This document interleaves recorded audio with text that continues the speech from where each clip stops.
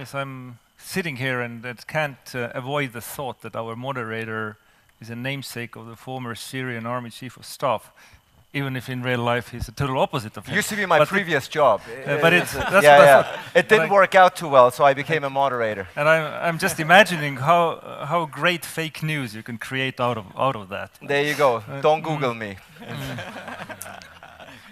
And that's why I would like to start maybe with a few words on the more general description of the scenery. The topic was what can politicians and governments do in this information or communication environment, and it's obviously a tough question.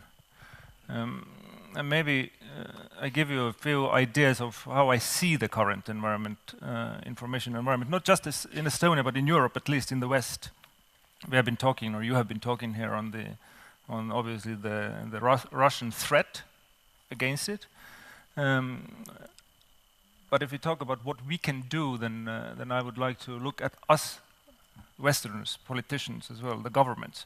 And I'm far from being defeatist. I do not like this narrative that, well, the Russians are so good and we can't really, let's leave them alone, let's don't do anything. Of course we have to resist their communication aggression, I would call it.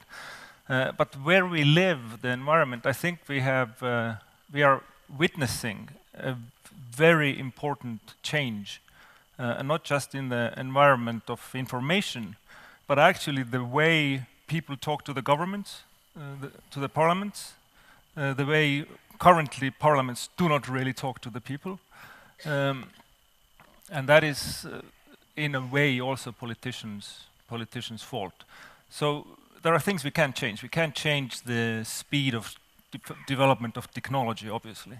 And a lot what we talk and think how to counter information aggression is trying to control that environment. I think it's fruitless, end of the day. So instead of limiting information, we should adapt. It's pure Darwinism. If the parliaments and politicians can't talk to the people, and the mainstream parties can't talk to the people, they become extinct.